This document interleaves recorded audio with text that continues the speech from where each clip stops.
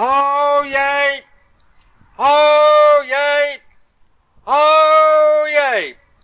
Welcome to a special compilation of living memories produced by Marlborough Oral History Project to commemorate the 800th anniversary of Marlborough's Royal Charter in the year 2004. That was Marlborough's beadle and town crier, Alf Johnson, with a rousing welcome to this commemorative CD, Living Memories. Over the next 70 or so minutes, you will hear over 100 recollections on a wide variety of subjects, but each of them paint a picture of life in Marlborough during the early part of the 20th century. All have been chosen from the recordings made by members of Marlborough Oral History Project in the latter part of 2003. These were made with many of the town's long-term residents, including May Baigent, Mike Birley, John Bower, Muriel Cobern, Bill Cox, Ivy Flippance, Sylvia Gray, Ada Habgood, Harry Hallewell, Selina Hony, Alf Johnson, Margaret Kempson, Joyce Neville, Rose Rawlings and Lillian Ross.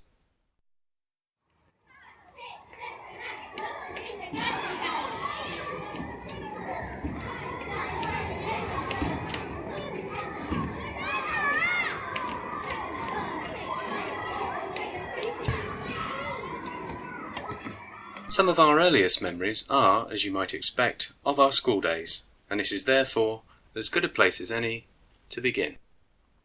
I started school at St Mary's Infant School in Hurd Street. That was a mixed infant school. After your spell at infants, the girls still stayed at the same school, another part of it, whereas the boys went elsewhere. Eventually I went to St Peter's Boys' School in 1937. St Peter's Boys' School was in the High Street, where the town library is situated. We had a very strict headmaster. At the time we thought he was hard, but looking back the way things have developed, he was probably right on everything he said. And one of the things he taught us, which you probably don't get now, was manners. That were drummed into you. Cane was in use then. You did not answer teachers back. Mr. Charles A. Baigent was the headmaster's name. When he wasn't about, he was always known as Bill Baigent. When he was about, he was Sir. Mr. Bristow was another one. He used to go round the classroom flicking the ruler around your ear, and if you weren't doing right, that would just accidentally come across your knuckles. But you learnt by this thing. I went to school when I was 3. I loved the old school teacher, the governess, when I first went, and she lived up Salisbury Road, just above where the old monastery used to be. And she was such a dear, and she had a tea service, a wooden tea service. And I can remember now saying in turns for each child to go out and lay as though they were laying the table. Of course, everybody was doing the same thing, putting the cups and the plates together. But that was wrong, you see. The cups had to stop near the teapot, ready to be poured out. I always remember this. I wondered afterwards whatever happened to this lovely wooden tea set.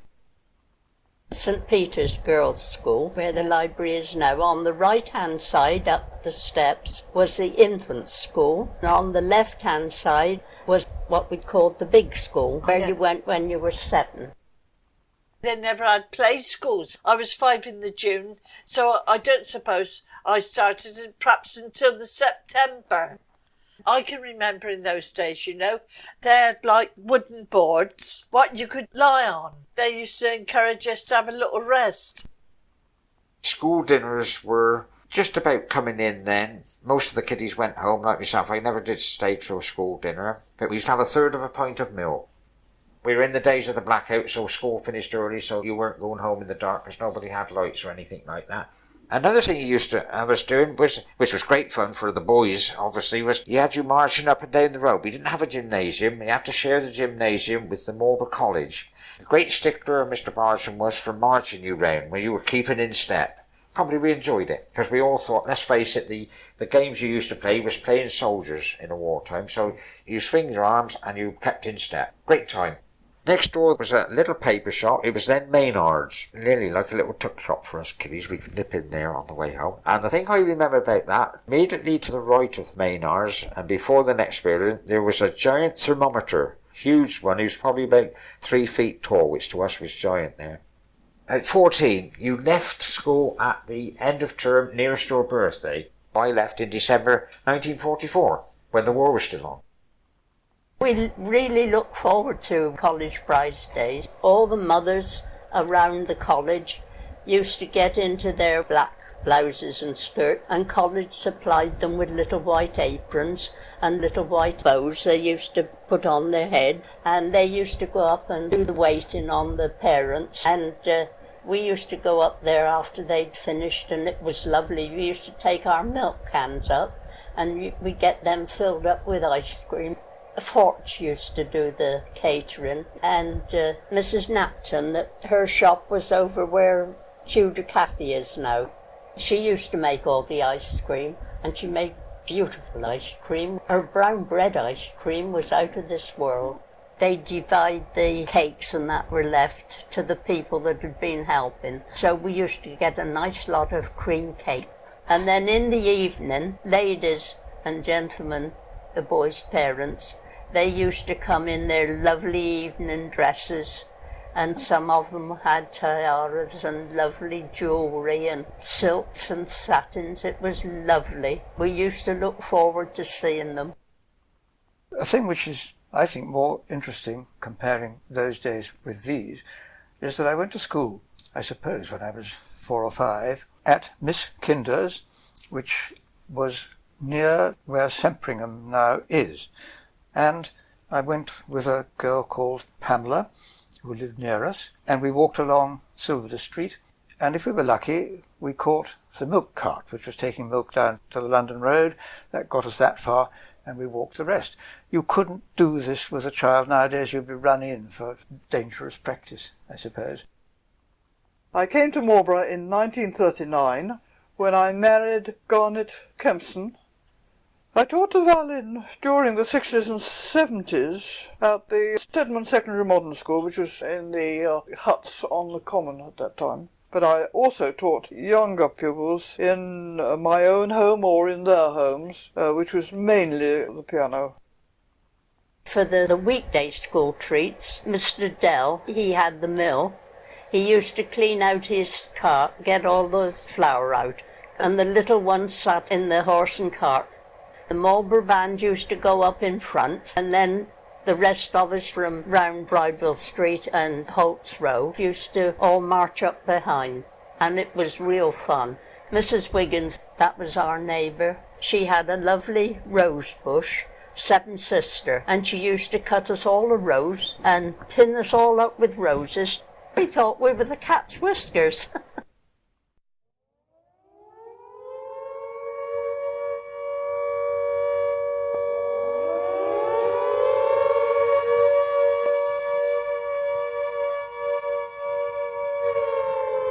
Like everywhere else in Britain, Marlborough was dramatically affected by both world wars.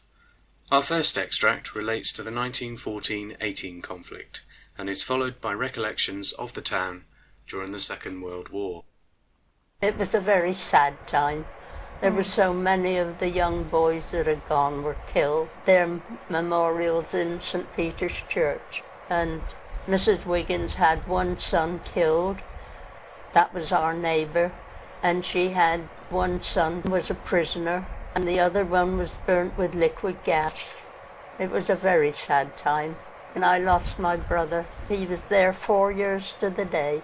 The first Royal Garrison to go out of the country to a war, and he was killed September the 27th, 1918, and almost to the minute that he set foot in France. This was a big military area, loads of troops about, and some of the big houses were taken over as billets. I well remember in Kingsway Street, what is now known as Dormy House, was taken over by one of the big military bands. And several places up on the edge of the common where Mr. Gordon Richards' brother, Cliff Richards, used to live, his house was commandeered for troops. My war years were really confined to Marlborough and looking after a baby. The City of London school was evacuated to Marlborough, and my war contribution was to share my home with a City of London master and his wife. The catering was difficult because of rationing, but we were very lucky really in Marlborough. We didn't really go short of very much. When we had the Americans come here, they were billeted above the Conservative Club. Used to go off for their meals, line up outside the club and go off down to the Scouts Hall. Savernake Forest was out of bounds then because it was a giant ammunition dump. A train blew up there after the war when they were clearing it. And also the Common was a giant American Air Force hospital, so there was loads of activity coming and going there from the Ramsbury airfield. There was always people being brought back up there. That was out of bounds to people. That took up practically all the Common. I cannot remember the golf course actually being there. I think it was taken over for the war effort at that time, because where the clump is now on the Common was a big water tank high on a tower.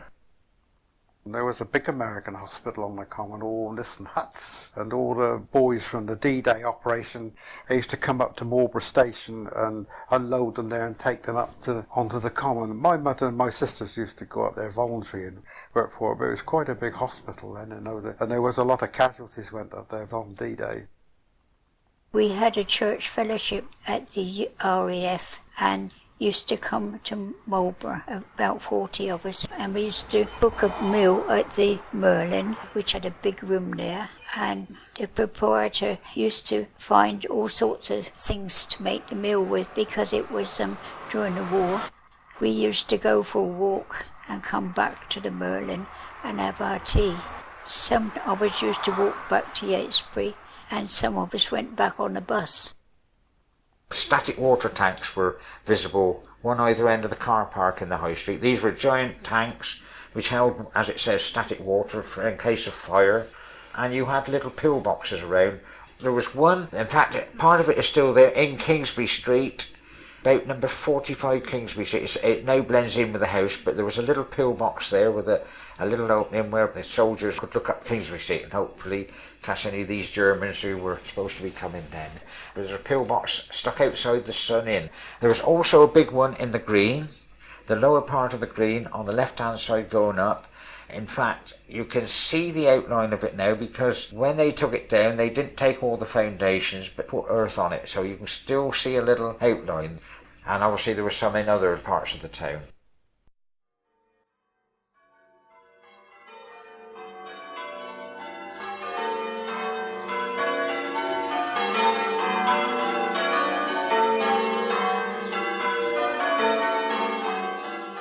With imposing buildings punctuating either end of the High Street, as well as in many other prominent places in the heart of the town, it will come as no surprise that we have a selection of memories relating to church life.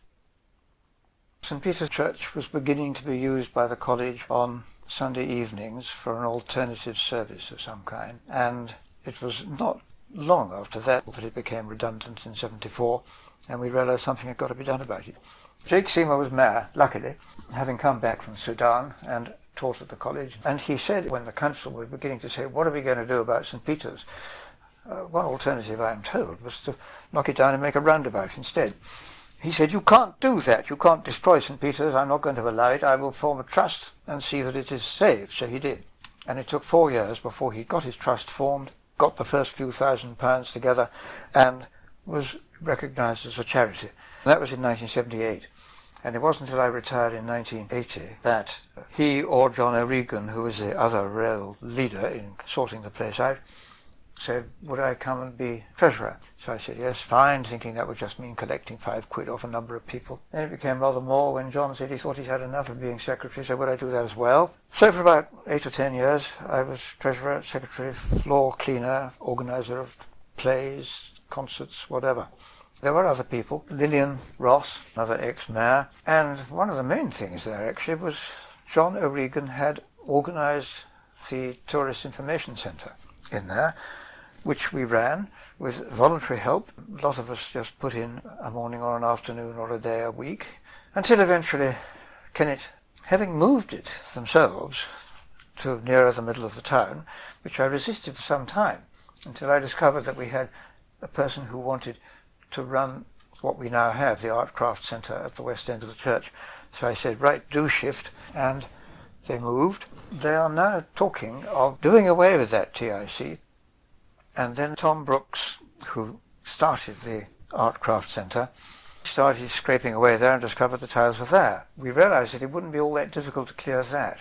Tom actually then moved, and by the time we got working on it, Alan Crane had arrived, who is really the man responsible for the enormous reconstruction, repairs and so on which we've done in the last few years. And then Deborah Reynolds said, do you think we could set up a place in the North Isle to sell Christian books and things and to run a restaurant? So I said, well, let's come and try. After a bit it was quite clear that they could manage it, so they set it up.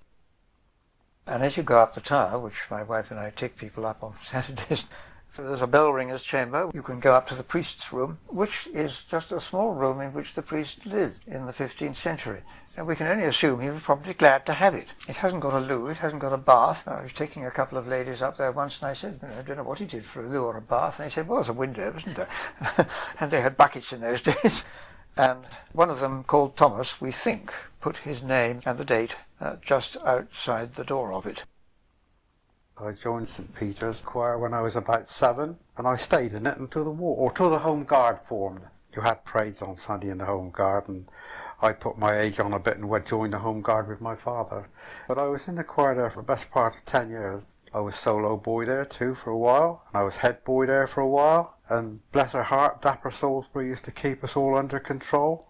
We used to call her Dapper because she wore very heavy shoes and thick stockings, and she always wore black right down to her ankles. And we were never allowed into church until Dapper arrived, and then we sat in the 2 back pews of the church, and we weren't allowed to talk to one another until the last bell was rung. And when the last bell was rung, we were up and into the vestry, and we were allowed to put our robes on. There was choir, approximately 30 people then in those days. There was also St Mary's at the time, and we were quite rivalry to one another. We always went to Weymouth once a year on a bus, for Mr Walton's bus, and that was quite a do-out, that was. And Naptins, who's used to own this shop in the middle of the high street, used to supply all the sandwiches and all the buns and the cakes, and I can vividly remember seeing Miss Salisbury going for a swim there, and she came out in one of those wooden hut things that I used to tow on the thing with wheels, and I can see her now with her black bathing costume on and a black hat on, and she had a swim, and it all seemed to float up on top of the water. Amazing how I can remember the things like that. Of course we had a big sing-song coming back. Oh, it was a lovely times.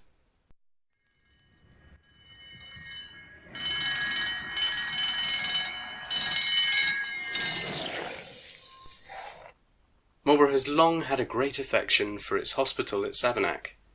Here is Lillian Ross with memories of the Mayor's annual Christmas visit. As well as Savernake, there was the Children's Hospital up on the Common, and the Mayor went up to the hospital on Christmas morning.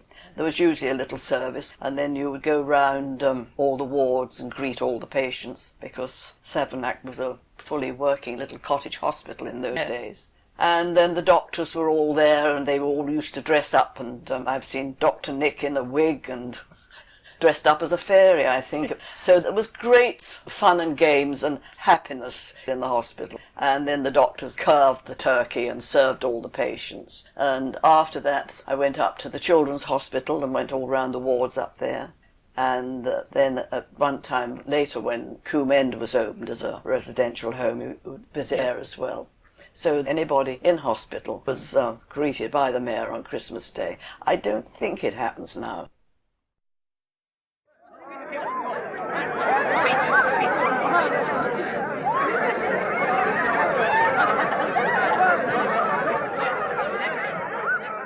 Now we come to our biggest subject, recounting some of the things that Marlburians did for fun.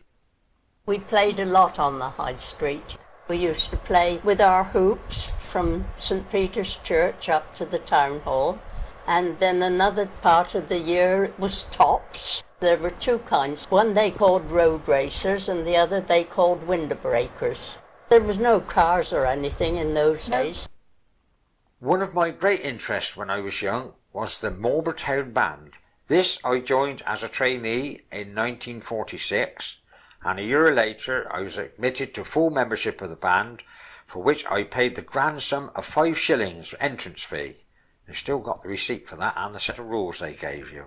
It used to play with about 25 members, and in those days we played at little fetes, parades. Remembrance Sunday was another good thing there, and the Marlborough carnivals. In them days the carnival started from Elcott Lane playing field, came all along London Road, the bottom side of the High Street, along to the top side, Kingsbury Street, Silver Street, through into the St Martin's, up Blowhorn, across the top of the Common and down Herd Street. And that was a long, long walk, and you were playing all the time. When I first joined the band, the conductor of the day was Eric Free, a 6 times Mayor of Marlborough, a very knowledgeable musician, a violinist really, but although he didn't obviously play that in the band. And then when he was not available, or when he was on council engagement, the band was taken over by Fred Pike. He was a GWR worker, used to work up in the sidings up at the station, a good cornet player. When he retired, a person who took over then was Bob Ashley, a former Royal Marine bandsman, another good musician trained originally with the Kent Band at Lockridge. The band at one time had green uniforms, and this was always reckoned by some to be an unlucky colour for them. It seemed to be when they had the green uniforms, their fortunes gradually faded away, and in the end, nothing was left of them. And when it had finished in the very late 50s, one day the band room fell down into Barn Street, and that was it. Full stop. Amen. I used to love to go along at the old police station, because on the bank, just inside the right-hand side, was this lovely big doll's house affair, and the bees did go in and out underneath the front door. I was fascinated with these bees going in and out. It was a sight. Dad kept his own bees when we were down Herd Street. There was no Piper's Peace or any of those houses. He kept them in the meadow belonging to Phillips. In those days, we made our own pleasures, and I found most of mine in Savernake Forest, a place called Pantawick. A lot of people probably haven't heard of it. Well, it's over where the old entrance to the tunnel used to be. There were a lot of fields there, and we used to get good fun over there. Something in my life that I think has given me most pleasure was running this Down Choral Society. But I was very dependent upon people like Peter Godfrey and other friends. But I did it for about 10 years. I took it over from Jean Burrows. I eventually had to give it up because it became too physically exhausting for the old lady. We did all sorts of big works, and I nearly always had some kind of instrumental item. It's changed a couple of times, but it's still continuing, and many people go and sing and enjoy it too. I had a pet pony called Sherry. I could talk to him, he knew what it was all about. Everything I said he understood. SHERRY, and that's what my bungalow was called on the common, Brown Sherry. And behind there were stables. 8 ponies, I kept buying them. I was a marvellous rider, the kids was good. We used to go up in the college field to play, but we had to be down when the curfew went at 8 o'clock. The bell used to ring in St Peter's Church for the curfew. We used to get a ride on Dapper's car up the High Street then, that was something. Had a little tiny Morris car with a dicky seat at the back, and we all used to rush out to get the ride up the High Street. Oh, and old Dr. Morris used to take us out for rides in his car too. You waited there on a Saturday morning when you weren't at school, and we used to go round to see his patients, and we used to get in the back and go round with him. It was nice. Dr. Walter, and then he had a punt at the bottom of his garden, and he used to let us boys punt up and down the river. I remember when the raspberries were about on the downs, year after year we took our cups. Mother took a milk can. We'd have picked the raspberries, and when we had a few in a cup, tip them in Mother's can and go on again.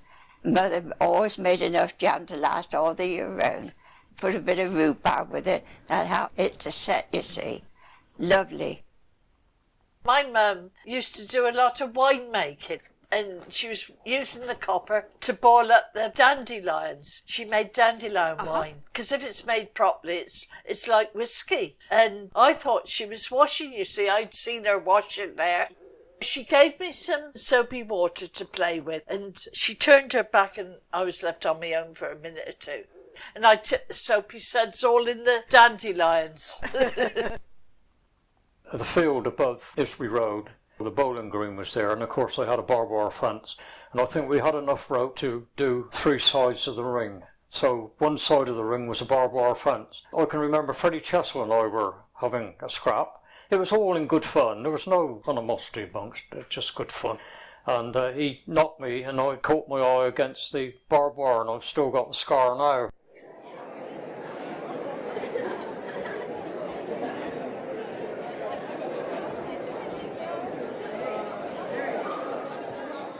Marlborough Amateur Dramatic and Operatic Society, MADOS. I first sort of got involved with MADOS soon after I came out of the army, 1951. A wonderful sort of atmosphere there, big cast, a full orchestra of about 18. Immense amount of pleasure I had there. I was a member of MADOS, but by the time I joined it, which must have been, I suppose 1959, 60, something like that, it was just a dramatic society. The opera side of it was no longer functioning. We put on plays in the town hall. We did it once a year. We took the town hall for a whole week. First 2 or 3 nights of the week being used for preparation and dress rehearsals, and then we did 3 nights of performance.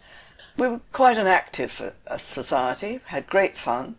Unfortunately, gradually, with the loss of producers and directors and people moving on, we gradually found that we could no longer put on a full-time production. In the yard between what was then Hurd's Shoe Shop and Midland Bank, there's a little yard there called Ironmonger Lane. Halfway up that yard there are some rooms. MADOS owned those rooms, and you could erect a stage up there, or you could erect scenery on there, which was exactly the same size as the town hall. It's now called Nafferton Hall, but I don't see that used very often. My father started cleaning the White Horse, and he did that for 28 years. And Mr. Bambridge was the organist at Marlborough College, and he gave my father £5 a year to keep it clean. And every year he took off the top layer and re-chalked it from the top of Granham Hill. There's a chalk pit up the top, so he did it from there. And he used to go up every Sunday and cut the grass round the edge so that it didn't grow over and spoil his horse. I couldn't wait to be 11 so that I could join the Guides. I particularly remember our great hike. This was a very special occasion. We walked to Avebury and cooked our lunch on the way. I have done that since with my own guides, many years later. But on the occasion when I was a guide, we not merely walked to Avebury, we walked back again along the main road. We also did something which you couldn't do now. We had tea on the top of Silbury Hill. And I think I actually took on as guide captain, as it was called in those days, in 1960. By that time we were meeting in the Scout Hut. There had been a short time when we'd been meeting on the green in what is now, I think, adult education room. It was called Tock H in those days. The Scout Hut was much better because not only did we have all the Scout Hut grounds round us anyway for quite a lot of games and things, but we could also go along Treacabolin and we play all sorts of games and treasure hunts, light fires and cook our supper. That was fun. We had a church club on a Friday night, which was at the rear of the Ivy House Hotel. And I got an idea now where we used to hold this club is where they've got their dining area. They were known as the parish rooms. I don't know whether the church owned them or rented them. It was a good night because we used to have, the usual pastimes, table tennis, darts, sit and have a game of cards, game of pontoon. And when the vicar used to come round, we used to hide the money and start playing snap.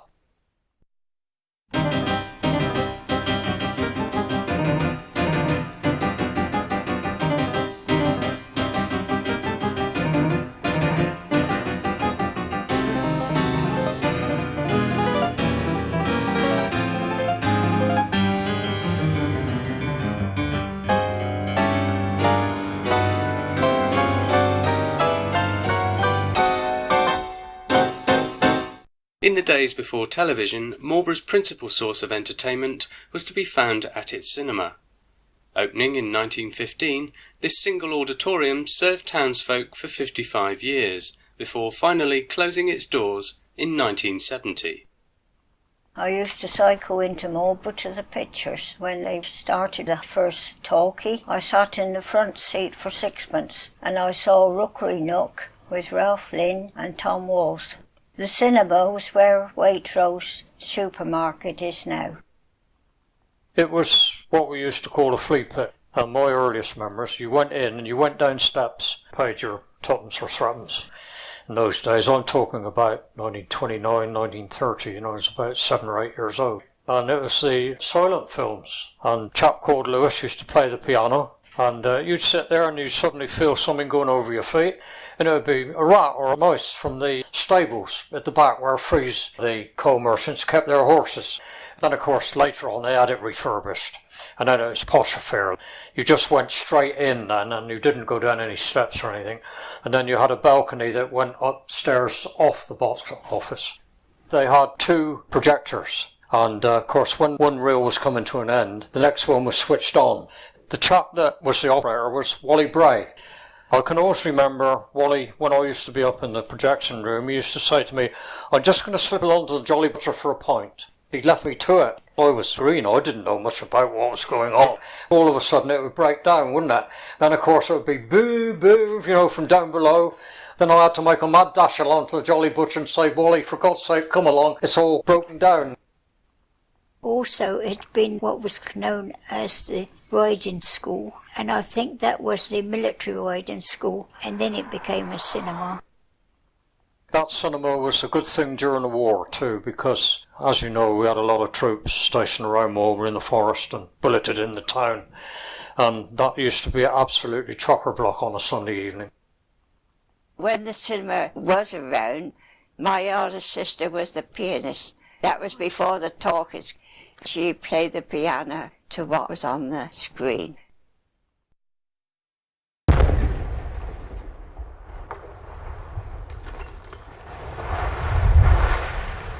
The appearance of the town has changed dramatically over the years, with houses now occupying large areas where fields or former businesses once stood. Our next group of memories illustrates this, but it begins with Ivy Flippance's recollections as to how St Michael's cottages in George Lane came to be built, and which still remain to this very day. They were built by a housemaster at Summerfield called Mr. Emery. He bought the meadow, which was called Artery Meadow, and he had rendles of devices to build the houses. When he advertised them in the Marlborough Times, he stipulated it had to be ex-servicemen that had served in the First World War, that had families. When he died, he left in his will that the existing tenants were not to be disturbed as long as they paid the rent and kept the gardens tidy. But he left them to the college on trust to form a pension scheme for college servants. Where I live now, that's Sovernet Court. That was originally a cattle yard. If you went further on, that'd take you right through to 5 Stars, and that'd just be fields right the way through. Jimmy Duck and my father were cousins. He had a shop, a dairy down the end of the town by St Peter's Church, and he also had a riding school. Duck's Meadow was his, and there was a stable at the bottom of Granham Hill where he used to keep some of the horses anyway, and then let them out in the meadow. I remember Cuckoo Pen. There used to be row of cottages in there down Cold Harbour. They were demolished in the 1920s. You know why it's called Cuckoo Pen? People used to put the cuckoo in there to stop him from flying away every year. Then they built a wall around him, you see, but they didn't put a lid on the top. And of course he flew away. I was born at a place called High Walls, and they were demolished in 1932. It was a row of cottages in the front of St Mary's Church, and the reason was to widen the road. Well, it was 3 floors, and I was thinking about 4 bedrooms, and a sitting room and a kitchen and a parlour, quite an old house. 5 of us boys slept in 1 bedroom, and 3 of us slept in 1 bed and 2 in another bed. There were no bathrooms, and of course, in those days they used the old wash-hand basins. If they wanted hot water, they had to do it with a kettle. I can remember my uncle coming home from work, and he worked on the railway, and he'd walk straight through the house, and outside was a huge sink, and he used to turn the tap on, and he used to strip to the waist, wash in cold water. I can remember that quite vividly.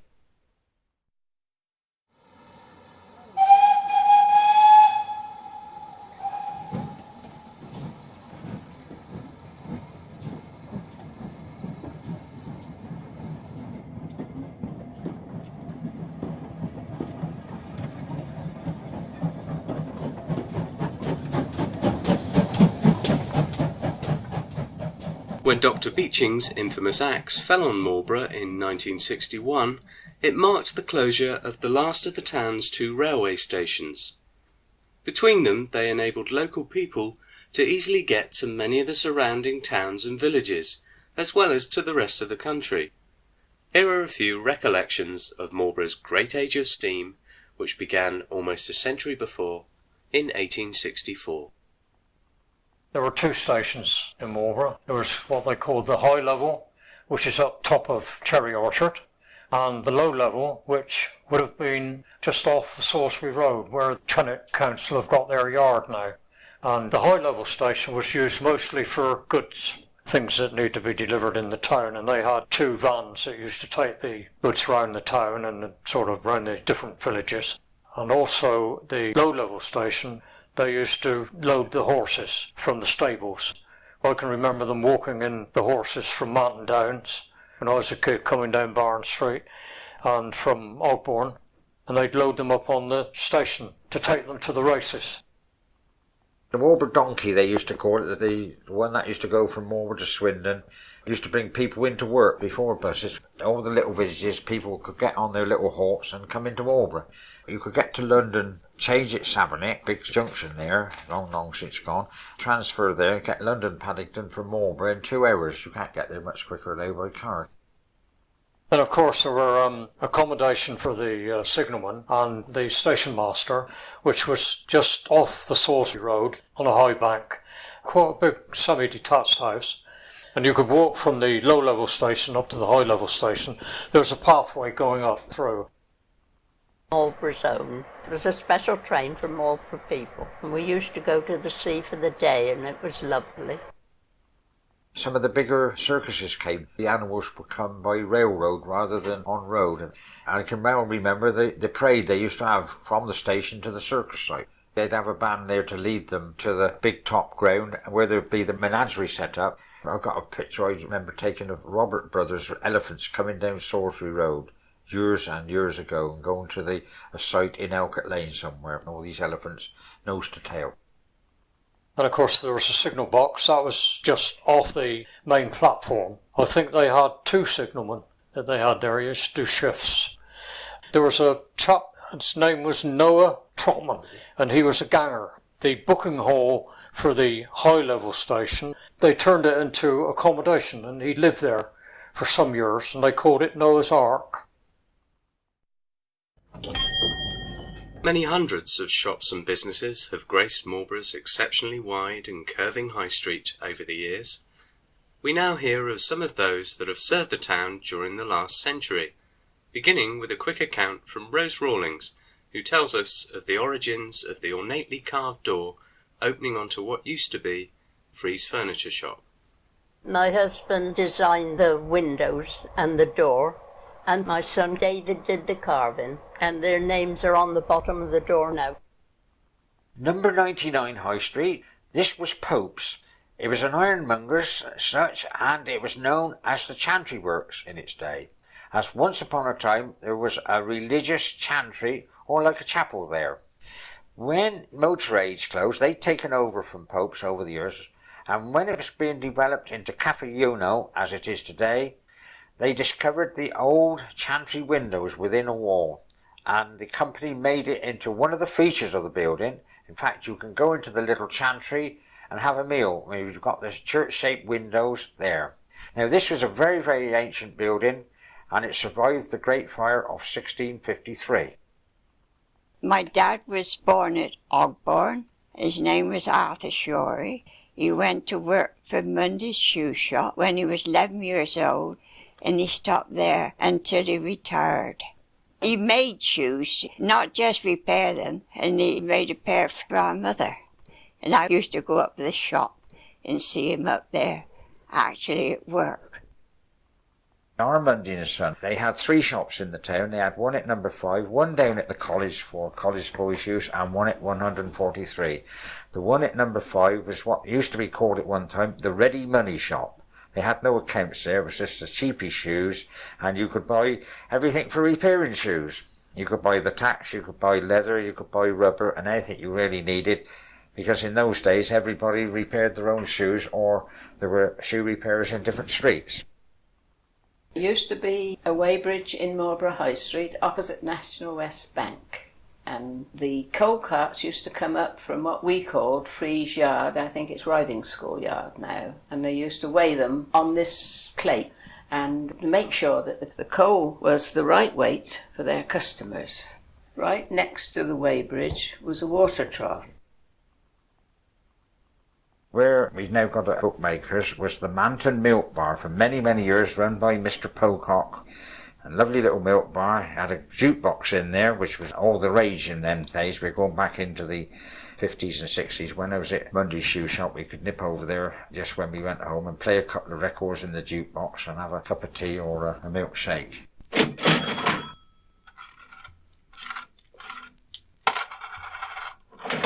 Number 7 was the Swindon and District Co-op.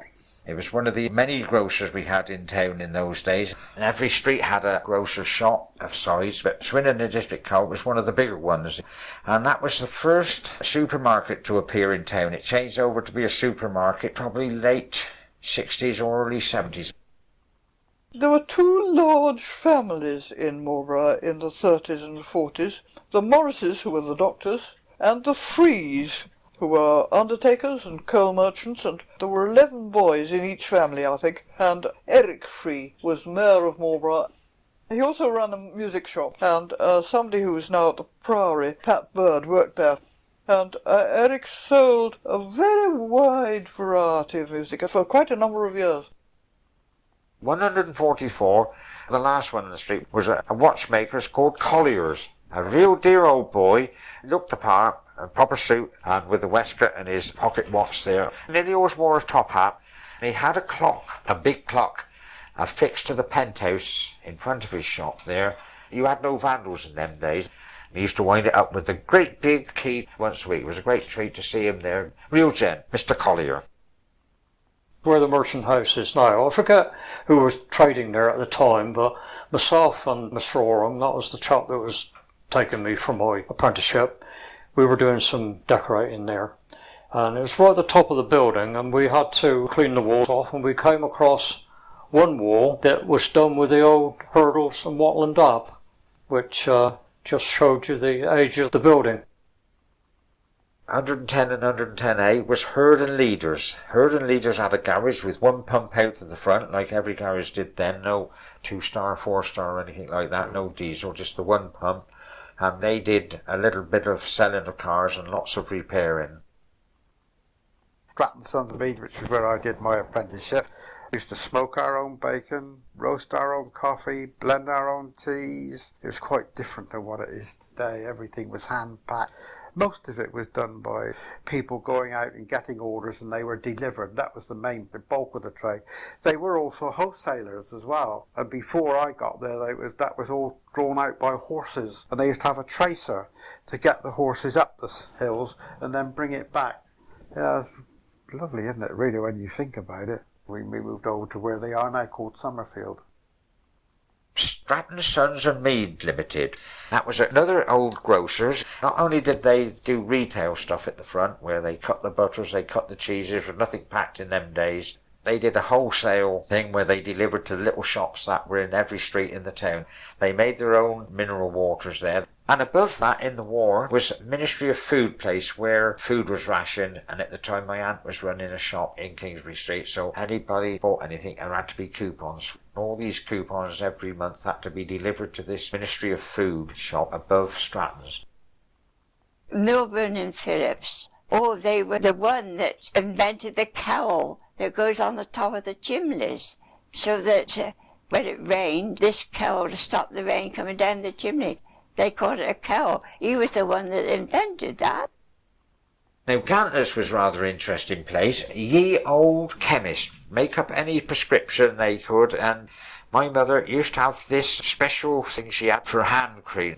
Whenever she ran out of this, you didn't buy all this stuff then, she had this little recipe. You could go down there and they'd get a bit of powder out of one bottle and a bit of powder out of another and mix it all up, and you had this lovely hand cream.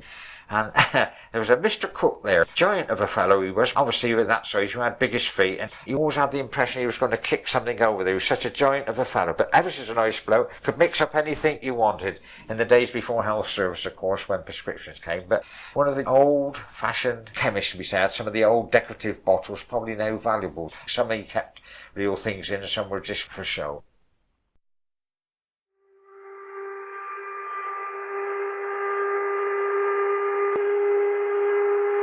Marlborough also employed a great many of its townsfolk away from the high street, in industries that have subsequently disappeared from the town.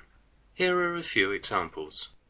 Between Sayes and the co-op, there was Webbers, Coopers, Paddington and Pole and Sunderland, they all had slaughterhouses. And of course, when you came home from school, you used to often run there on a Monday to see what was going on. All the animals were killed down there on a Monday. Coming home from school, I was often delayed going down Angel Yard. That was where they had the slaughterhouses in those days. And I think you'll find that in one of the Marlborough books, they've got a picture of it where they were burning the bristles off the pigs. And actually, I've got an uncle standing there, Arthur Douglas. And they were Coopers and Sirlin Bernard. Webber used to do his slaughtering in New Road. That was when one day I can remember is either a bullock or a heifer or something got loose and they run it into a yard. It was enclosed, but nobody could get near it. So they got a marksman from one of the camps out on the plain, and I can remember seeing him standing up on high walls with a rifle, bang, shot it. Pelham's Puppets.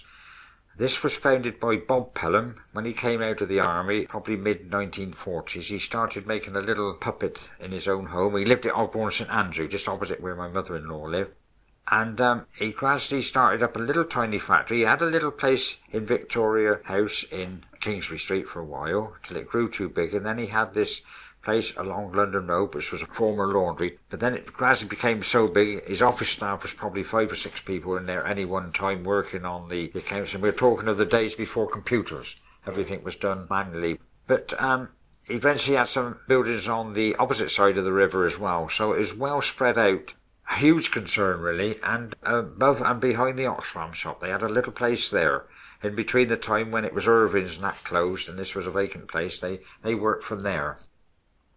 I was very lucky that I was able to start working for Bob Pelham and Pelham Puppets.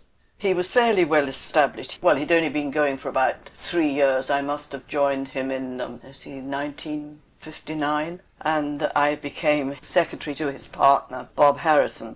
But after Bob Harrison retired, I then worked for Bob Pelham, and starting as a part-time secretary, I gradually over the years built the job up till I was really running the office, while Bob Pelham was the creator and he liked to be in the factory, creating these wonderful puppets which became internationally renowned. They were toys, but they were perfectly balanced, handmade, fully working marionettes. And he himself went up and demonstrated them in Hamley's toy shop in Regent Street. And so gradually we got them established and entered in all the big London stores, Harrods and Selfridges, and gradually we built up a very big export trade, till finally we were employing about over 100 in the factory, and about over 100 part-time workers working in their own homes.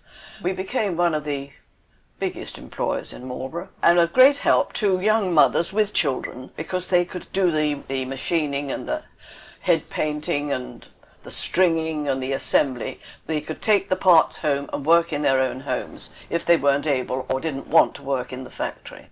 I think Pelham Puppets played a very important part in the life of the town, and it was a great shame Bob Pelham died very suddenly in 1980, I think. And after that, of course, with the creator gone, it was very difficult for the firm to survive. So sadly, it was put into liquidation. The tannery was another big employer of the town. There was loads of activity. When you went by there, you could smell the tanning being done. You see the stacks of skins out there seasoning. That eventually moved away from the town. I think became Wingrove and Edge, and they had another place down Streetway. That's where leathers were needed, where shoes were made. They were roadsters, the old workhouse. The poor old things, they had to earn their keep by having a hammer and smashing big old stones, to make them smaller for the roads. Chandler's at that time was one of the foremost saddlers for horse racing in the country. Jess Chandler, the boss, was president of the Master Saddlers, and where we did lots of work for many, many racing stables throughout the country and indeed the world. There's about 6 of us working there doing saddles, horse clothing. We have people making the racing colours you see when the horses are patrolling before a race. We had some people in the sewing shops making the cloths, the head, the hats. So all that was made in Chandler's. It was a real, true family firm.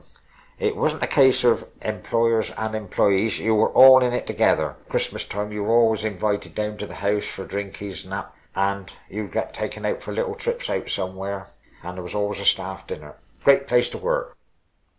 Where Rick Rose is, that was an old skating rink and the fire station. When there was a fire, there was the fire bell, and the police used to ring that, and the police used to stop there to tell them when it was out in the country, the villages and that, where to go. And then, before they had the first fire engine, of course, they was to go and catch the horses. There was a siren on top of the town hall. It wasn't the local air raid siren. During the war, if a fire was called out, I got an idea some form of a bell was used to call. They couldn't use this siren then because everybody thought it was an air raid. And then they went over to radios. But before that happened, one night the siren itself caught fire. So I don't know how they really called the fire engine out. I can remember when I was decorating down in the parade, Fred Haraway had a shop there, and I was knelt down painting the sill of the front window. Next door was a Hilliers. They had a fruiter's shop, and all of a sudden there was a bit of a commotion, and I looked round and saw this bullock or whatever it was coming across the parade, straight in through the shop door, and the next thing I saw was it was flying through the window. So talk about a bull in a china shop, it was a bull in a fruit shop.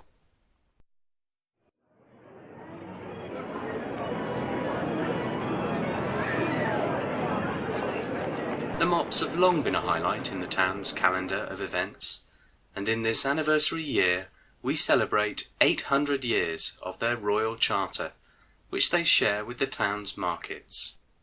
My earliest memories of the fair is when I was about 6-year-old in 1927, and I was sitting in my grandma's house on New Road, and I was watching them coming up. In those days there was quite a lot of stuff came in with horses, horse-drawn. And I can remember that particular year, it snowed when they were bringing the fair stuff in, and I can remember seeing sacking on the horses' hooves, and I probably asked my grandma why, and she said, well, it's stop the horses from slipping. Sat in the classroom on a Friday, waiting for 12 o'clock to come, because at 12 o'clock everything used to come into the high street. It was shut down until the following Sunday morning. Of course, as soon as we came out of school, everybody was away up the high street to see what had arrived, because it was different at different times, but it all came in with great big steam engines and wonderful sight. And the music used to be wonderful. Yeah. Chipperfield Circus started there outside of the post office. Used to bring lions in a cage into the high street. The Edwardses, I can remember them. Before they came into the high street on the Friday, they used to come into Marlborough, say about the Wednesday or the Thursday, and they used to park up their amusements behind the Roebuck pub on the London Road. That was in between London Road and Alcott Lane. There were fields there then, no houses. Billy Edwards and Jack Edwards used to come down to St Peter's School for about 2 weeks, I think it was, when they sort of hung about Marlborough. And I can remember when the fairs came in, before the war, when I was a child. They were waiting for 12 o'clock to strike. They'd be all queued up in Kingsbury Street, the traction engines. And they used to have horses then, you see, putting a lot of stuff. I'm always fascinated by the way they put the fair up, with the blocks of wood that go underneath, the beer crates, the ammunition boxes, and then they sort of just level it up with another bit of plywood or something, because they've got that slope on the high street to contend with. The fairs were first mentioned in the Charter of King John, 1204, when they were held in and around the churchyard. In those days, of course, they would be trading fairs. These eventually moved from the churchyard and gradually over the centuries came into the High Street, where they became hiring fairs. Marlborough's in a predominantly farming area, and farm labourers used to change hands and farmers used to change employees at harvest time. So the fairs are situated either side of October the 11th on the Saturday before and after. Farmers used to come to the first one and could pick out their staff for the following year, and vice versa. The employees would look for a new employer. They'd go off then, and if they weren't satisfied, could come back to Marlborough again for a second go. The Mop Fairs now are truly pleasure fairs. And one interesting thing, I said they come on the Saturday before and after the 11th of October. If the 11th comes on a Saturday, you've got a fortnight between them. The Mop Fairs were the old hiring fairs. The men used to go and get their fresh jobs at harvest time, Michaelmas time. They put in their caps an emblem. If they were a shepherd, they put some wool in the cap. If it wanted to be a farm labourer, they'd have a bit of horse's hair. And the girls used to go and get their fresh jobs for the new year, and they'd wear mop caps. Henry Jennings' Wonderful Wales, I used to call him. He used to open on a Friday night, and all the takings were given to Saranac Hospital. The reason being, his wife became ill, and she was treated in Saranac Hospital. And he makes this contribution in appreciation of what they did for his wife. The first mop was always the most important one, and we were entertained by the Showman's Guild. They always had a reception before the fair. In those days, when I was mayor, it was the Aylesbury Arms Hotel, and we paraded. The mayor was robed and had the mace bearers with her. Then we'd have a formal opening of the fair. And after I'd opened the fair, I mean, this was the same every year. Every mayor did it every year. We were then taken all round the fair and given rides. It was a great celebration. They had a special train up from Swindon to come to Marlborough Fair. Of course, that helped to make more crowd than ever. It was almost impossible to even walk down there without bumping into somebody. That was a big occasion.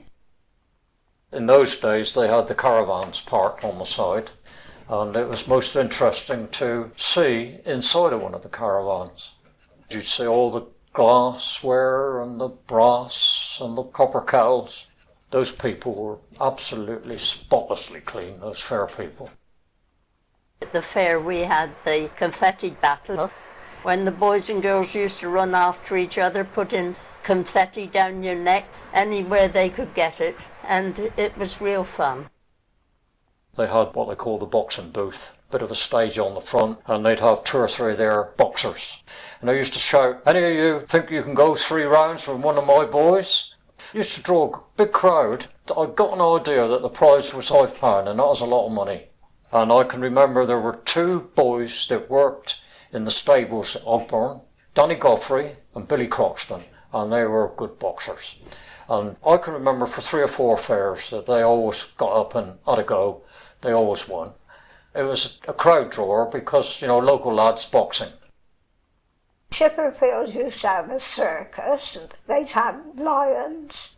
A man who was called Mr. Gillett, he had a special medal given to him because he went into the lion's den with the trainer and shaved the trainer, and they both got out alive. We used to have what they call the Wall of Death. They used to ride motorbikes round and round this wall, and of course the speed kept them up. Then they'd ask for volunteers if they wanted to sit on the back of the motorbike. There was tailors and dooners. They had the magic lantern in them days, see, to show the pictures. And they had the girl outside dancing on the platform to entertain you. Lovely. So I can remember seeing a lady on one of the stalls making the humbugs. She'd prepared the actual sugar and get it just so as it was pliable, and they had a big metal hook at the side of the stall, and she'd stretch it and chuck it over this hook, and that was me spitting in my hands. But so I think she went through the motions of spitting, and then she'd throw it up and stretch it and keep doing that until it was, I should think, about 4 or 5 foot long, and then she'd lay it on the counter, either chop it off or she had big scissors and cut it off. But before she cut it, she used to twist it, and that was the humbugs. It can only be got out of the High Street by Act of Parliament. Well, I did know this, but I came across it reading through the Marlborough Times. Back in it's been about the 1880s, a lot of complaints about these fairs, so the council said, right, we'll get rid of them. But they found, because it's been granted by Royal Charter, it can only be got out by Act of Parliament. And the bother of that would have been much more than leaving the fairs alone, and the fairs stayed. All through the war, to make sure that we didn't lose our right to the market or the fairs, a stall was put in the high street every Wednesday and Saturday to make sure that the market was there, and the same thing with the fairs, so that we'd never lost the right to hold the mock fairs. Years ago, it was most certainly a meeting place for relations and friends. Probably didn't see each other since the last mop 12 months ago. You know, like every year they sort of meet up. See you in my next Marlborough Fair. I mean, that's no cry, you know.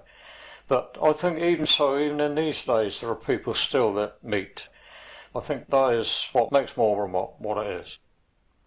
We meet people in the Marlborough Fair, you know, that you haven't seen all year.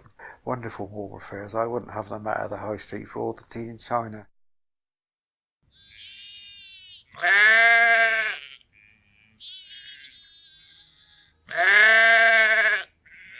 As well as the mop fairs, Marlborough was equally renowned for its annual sheep fair, which took place every August. After transferring from the High Street to the Common in 1893, the annual livestock sales continued until 1970, before finally taking place in 1987, after a brief revival. My grandfather used to put the hurdles up on the Common, and I used to go up there and help him, and then we used to take the sheep up to the station. A lot of them were driven up the road from the Common to the station, and of course they used to get mixed up on the way up. As boys, we used to either go in front or the back, and then when you got them up to the station, you had to be all loaded into the different wagons, and they used to have marks on their back, different colours and in different places, so you knew which ones belonged to which, and then they used to sort them out. One or two of them used to get away and run down the alleyways. You used to go and have to catch them. Yeah. During the war years, of course, when the big American hospital was up there, they were held in a field down near Ogburn.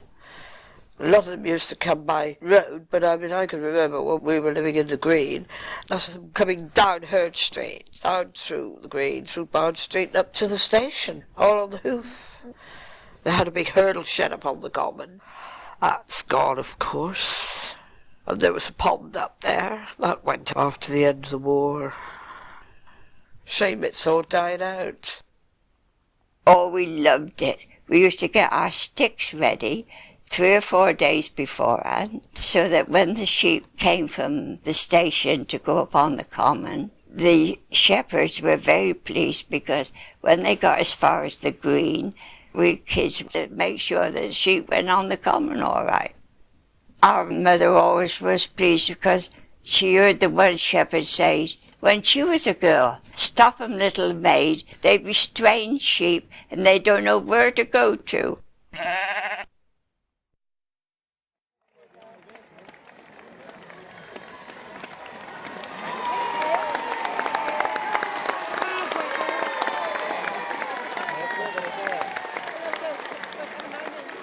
With great enthusiasm, the town has celebrated many royal events in its history.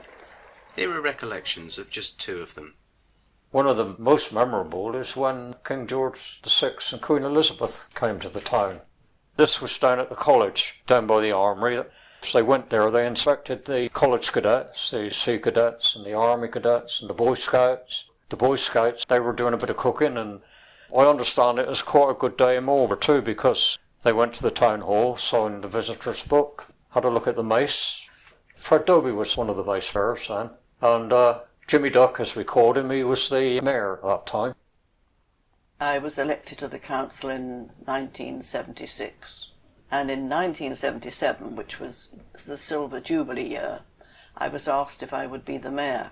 Quite unknown, I think, for anybody to be asked so soon, but they said they thought it would be rather nice to have a woman as a mayor during the Queen's Silver Jubilee. So, with a great help from my deputy mayor, Ted Beecham, I had a very interesting and very worthwhile year. Well, the main thing was the enormous tea party we had for all the children in the High Street. I mean, there were tables right down the middle of the High Street. I don't know how many hundred children we entertained, but after they had had their tea, every school child in the town had a celebration mug, which we distributed. It was quite a fascinating time because at that time it was a carnival week, so there were all sorts of excitements and celebrations going on until it came to the end of the week when we had the procession, which started from the common, as it still does, right down into the town and paraded in the town. We conclude our special compilation with a few brief recollections on life in Marlborough. Oh, I've loved Marlborough, and I've travelled quite a bit, but there is no place like Marlborough. The biggest changes in the town, well, I suppose losing a lot of the shops and businesses, because Marlborough was more or less self-contained. I mean, if you wanted anything in Marlborough, you'd get it. But nowadays, if you want certain things, you've got to go to the superstores in Swindon or Bristol, places like that, unfortunately. I think it's a lovely place. I just love it. You've got the forest, the downlands, and it's a very good community. In the old days, it really was a community, but it still is today. Unbelievable. I couldn't leave it. Those heartfelt words bring this recording to a close. However, the Marlborough Oral History Project continues with many more interviews planned. If you have enjoyed what you've heard and would like to listen to any of our full unedited recordings, you may visit our archive at the Merchant's House from the end of 2004. On behalf of Marlborough Oral History Project, may I thank you for listening.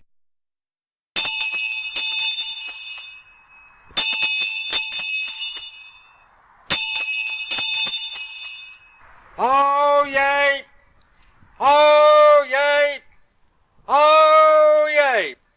We have come to the end of this special recording, which we hope you have enjoyed. God save the Queen!